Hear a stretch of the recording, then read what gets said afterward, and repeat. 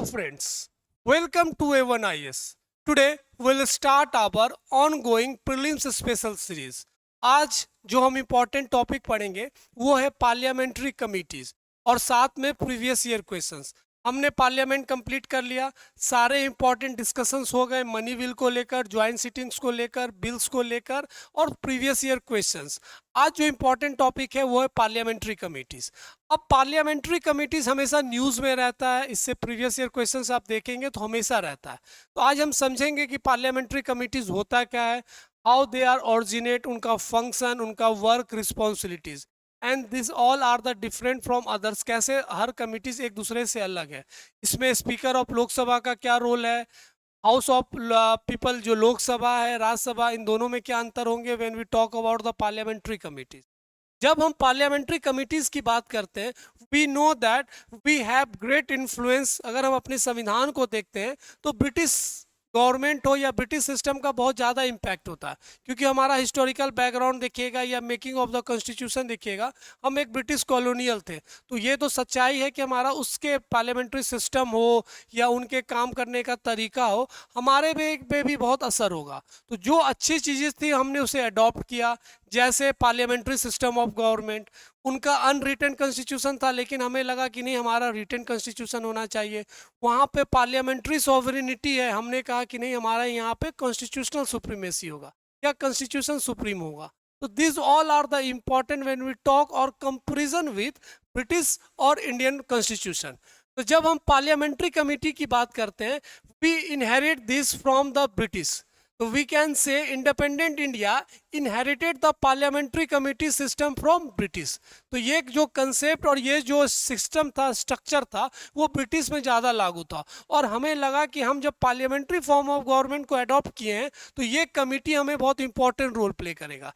तो basically parliamentary committee या जो इसके मेंबर्स होते कौन है, parliamentary committees are elected, nominated or appointment among the members of parliament। तो जो members of parliament चुनकर आते हैं, इनडायरेक्ट हो या डायरेक्ट हो, उसी में से पार्लियामेंट्री कमेटी मेंबर्स बनते हैं। अगर हम कोई मेंबर लोकसभा से पिक करते हैं तो स्पीकर वहीं से इलेक्ट करते हैं, नॉमिनेट करते हैं। अगर हम कोई मेंबर को राज्यसभा से चुनकर लाते हैं या नॉमिनेट इलेक्ट करते हैं इन द पार्लियामेंट्री कमेटी, तो चेयरमैन उसे पिक करते हैं। तो this is one of the important when we talk about the members of parliamentary committee. तो particular who are elected, nominated, appointed among the members of parliament and by the speaker of Lok Sabha और chairman of Rajya Sabha, तो वो parliamentary committee का गठन होता है। Now when we talk about the important parliamentary committee की जब हम बात करते हैं, तो आपको पता होगा कि क्या क्या इंपॉर्टेंट पार्लियामेंट्री कमिटीज है। जिसमें सबसे इंपॉर्टेंट है पार्लियामेंट्री कमिटीज की अगर हम बात करें तो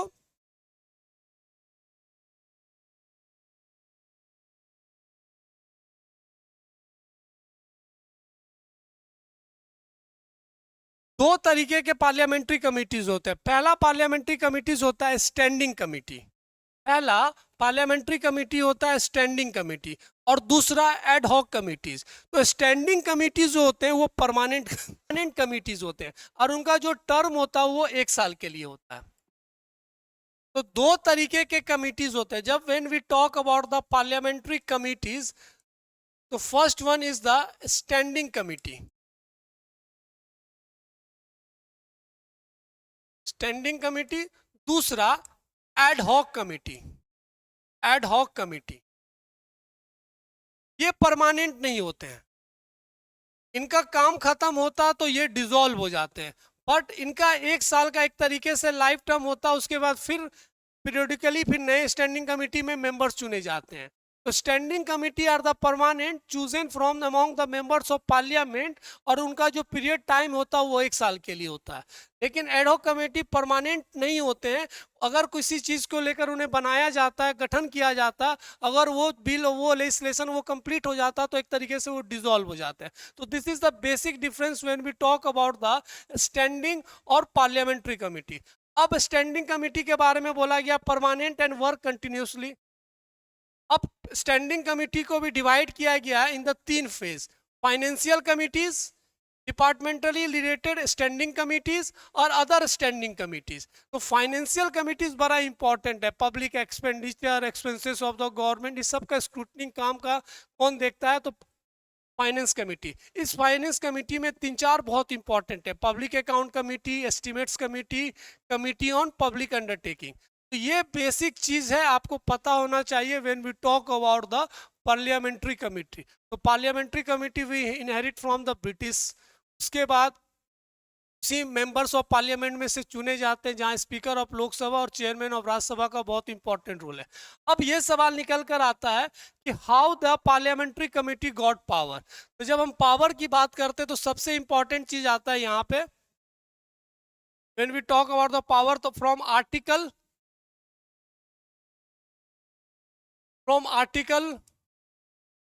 105 एंड आर्टिकल 118, यहां से parliamentary committees of Indian constitution, वहां से वो पावर, एक रिस्पॉन्सिबिलिटी उन्हें मिलता है। तो this is one of the important article in the Indian constitution कि हाउ पार्लियामेंट्री कमिटी कैसे इंपॉर्टेंट रोल प्ले करेगी in how the power and responsibility. Article 105 and article 118, तो this all are the important, आपको पता होना चाहिए।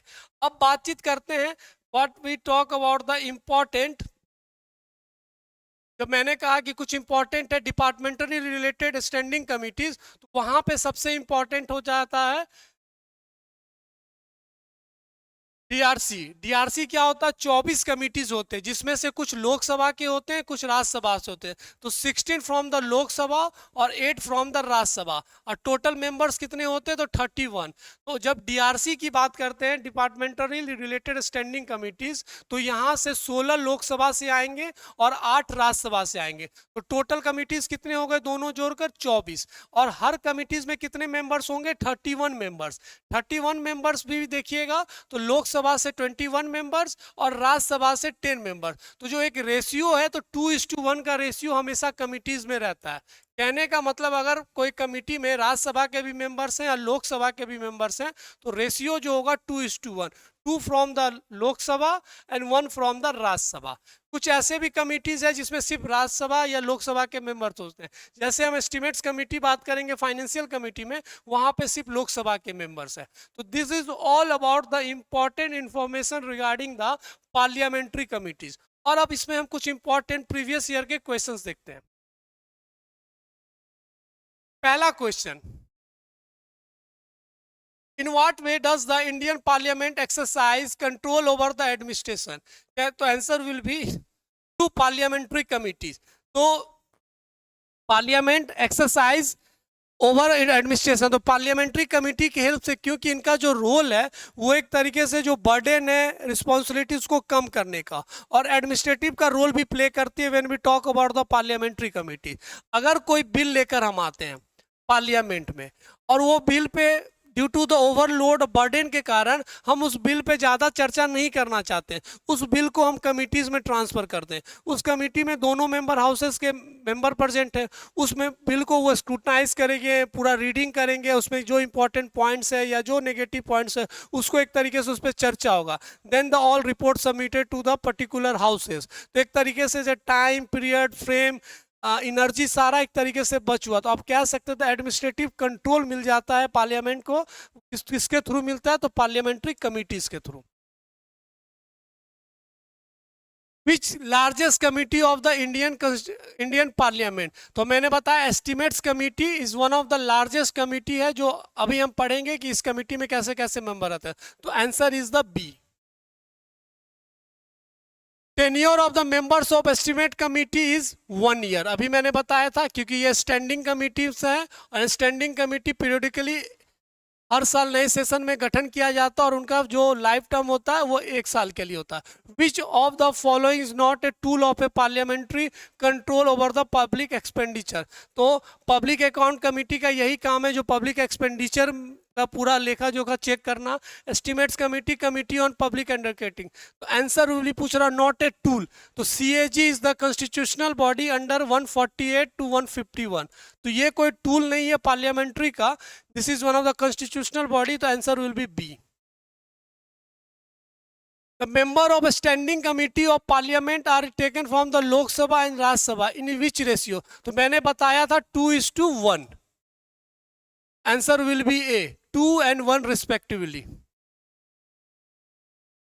The chairman of the committee on the public account is appointed by the speaker of Lok Sabha.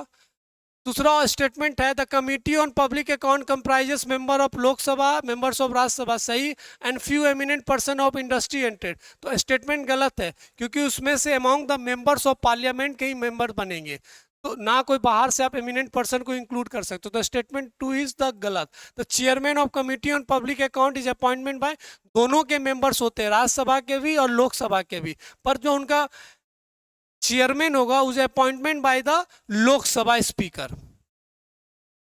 उसी among members में से, Lok Sabha speaker में से, उसी में से चुना जाएगा चेयरमैन, और वो कौन करेगा? Lok Sabha speaker. Statement 1 is only right. How many members elected from the Lok Sabha for the public account committee? तो 22 मेंबर्स होते हैं, 15 कहां से होता है? लोकसभा, और 7 कहां से होते हैं? राज्यसभा। और अगर इनका हेड चुना जाएगा तो will be from the Lok Sabha, और कौन चुनेंगे? Speaker. Answer is 22 D. The public account committees of Indian Parliament scrutinize the public account committee का जो रोल होता है, जो कैग रिपोर्ट अपना सबमिट करते हैं, इस तरीके से पूरा पब्लिक एक्सपेंडिचर का उस चीज़ को स्क्रूटनाइज करना। तो answer will be the report of the comptroller auditor general. CAG का जो रिपोर्ट है उसको स्क्रूटनाइज करने में ये कमिटी का बहुत इंपॉर्टेंट रोल है। While members of Rajya Sabha are associated with the Committee on the Public Account and Public Undertaking, members of Committee on Estimates are drawn entirely from Lok Sabha. सही है, मैंने बताया था एक estimates committee है जिसके members only drawn from Lok Sabha, याद रखिएगा, इसमें राज्यसभा के कोई मेंबर्स नहीं होते हैं। लेकिन ऐसे भी कमिटीज है, public account committee, public undertaking, जहां पे लोकसभा और राज्यसभा दोनों के मेंबर्स होते हैं। तो statement 1 is the right. The Ministry of Parliamentary Affairs works under the overall direction of the Cabinet Committee on Parliamentary Affairs. Ministry of Parliamentary Affairs nominates the members of Parliament on committees, council. So all options are right. Answer will be 1, 2, 3. The main function of Public Account Committee, मैंने बताया था, report, CAG के report को scrutinize करने का काम किसका रहता है? Public account committee. And public account committee है both members from Rajya Sabha plus Lok Sabha. तो आंसर इज ए। जब प्रीवियस ईयर के क्वेश्चन आप सॉल्व कीजिएगा तो आपके सारे कंसेप्ट क्लियर हो जाते हैं, और साथ में जब हम चर्चा करते हैं, जब basic discussion regarding the any topic, उससे भी आपको बहुत हेल्प मिलेगा। Public account committee present its report to the parliament. Public account committee, क्योंकि चेयरमैन भी, जो इसके चेयरमैन बनते हैं उसको कौन अपॉइंट करते हैं? लोकसभा के स्पीकर, और वो रिपोर्ट कहाँ सबमिट करते हैं? पार्लियामेंट में। तो public account committee is form every year with strength of 22 members, 15 from the Lok Sabha, 7 from the Rajya Sabha. The primary function examine the audit report of CAG and submit report to the parliament. तो ये basic चीजें आपको पता होना चाहिए। Next question, the public account committee submits its report to the speaker of Lok Sabha. तो अगर option में रहे पार्लियामेंट और ऑप्शन में रहे स्पीकर ऑफ लोकसभा, तो आप स्पीकर ऑफ लोकसभा लाइएगा कि थोड़ा और स्पेसिफिकली अंदर की तरफ से इंटरनली आपको पता होना चाहिए। तो सबमिट कहाँ होता है? पार्लियामेंट में। अब पार्लियामेंट में कहाँ पे? Speaker to the Lok Sabha. The report of public account committee is presented again the Lok Sabha. Public account committee has the following. तो मैंने बताया था लोकसभा में कितने होते हैं? 15, राज्यसभा में 7, टोटल कितने होते हैं? 22, और चेयरमैन किसका होता है? From the member of Lok Sabha. Answer is B. The parliamentary committee, again the question again repeating, scrutinize which of the action are correct. 25 members तो गलत है, तो ऑप्शन विल बी 1 गलत, आंसर विल बी 2 and 3। बहुत सवाल रहते हैं कमिटीज पे, एस्टिमेट्स कमिटी पे। तो chairman of public account committee of Indian parliament कौन नॉमिनेट करता है? तो speaker of Lok Sabha. Again the question repeating, public account committee का क्या काम है? Financial committee, committee on petition, functional committee, joint committee on ad hoc committee और डिपार्टमेंटल स्टैंडिंग कमिटी। उस हिसाब का आपको इसको मिलाना है। तो मैच द फॉलोइंग मैंने बताया था, 2 कमिटी होते हैं, स्टैंडिंग कमिटी और एडहॉक कमिटी। ऐसे क्वेश्चन भी प्रैक्टिस कीजिए regarding your previous year questions. सारे टॉपिक्स को कवर कर लेना, जब आपके पूरे रिवीजन भी हो जाएगा और साथ में प्रीवियस ईयर क्वेश्चंस भी। Members of Rajya Sabha not associated, public account committee में रहते हैं, कमेटी ऑन पब्लिक अंडरटेकिंग में रहते हैं। मैंने बताया था एस्टीमेट कमेटी ऐसा कमेटी है जहां राज्यसभा के मेंबर्स नहीं रहते, तो option only 2 will be right.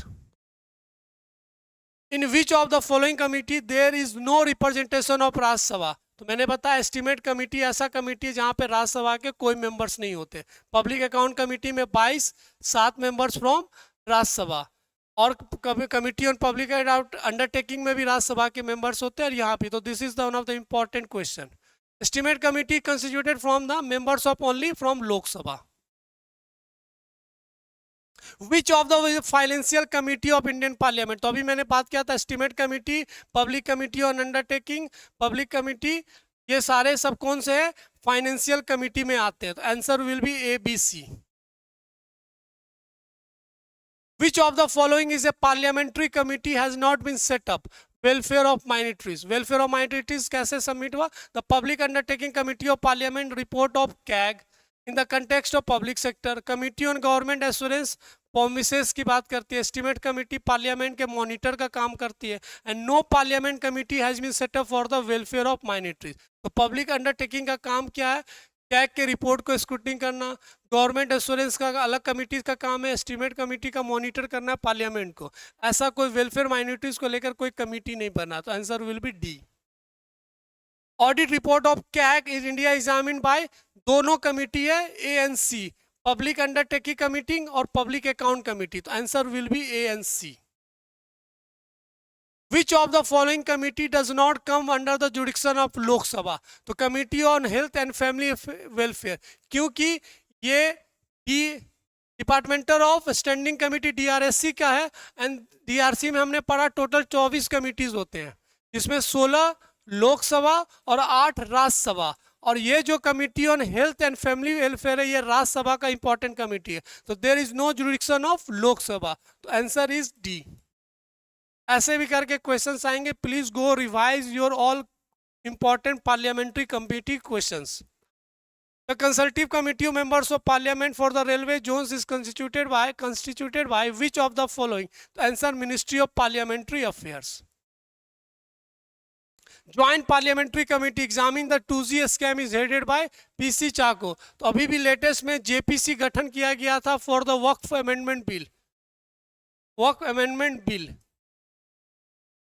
वैसे ही ज्वाइंट पार्लियामेंट्री कमेटी वाज गठन किया गया था constituted to examine the 2G scam, जिसको हेड किया था पीसी चाको, तो this also one of the important question निकल कर आता। Which of the following parliamentary committee relating to delegation of power to make rules and regulation to the executive, तो subordinate legislation, this is one of the important question. तो this is all about the previous year question. Again I am saying please revise your notes and go through this video revising your previous year questions. तो ऐसे previous year के जितने questions होते हैं उसको आपको revise करना है थ्रू दिस, और इससे रिवीजन साथ साथ में आप सारे प्रीवियस ईयर को कंप्लीट कीजिएगा। तो one of the important topic regarding parliamentary committees, तो हमने पार्लियामेंट्री कमिटीज कहाँ से इनहेरिट किया, कैसे स्टैंडिंग कमेटी है, ad hoc committees and the important DRCs, तो ये भी इंपॉर्टेंट चीज़ है जो हमने यहाँ पे डिस्कस किया। तो this is another important topic. हम नेक्स्ट वीडियो में कुछ और इम्पॉर्टेंट टॉपिक को डिस्कस करेंगे, साथ में प्रीवियस ईयर क्वेश्चंस। तब तक अच्छे से पढ़िए, मिलते हैं हम नेक्स्ट वीडियो में। Thank you.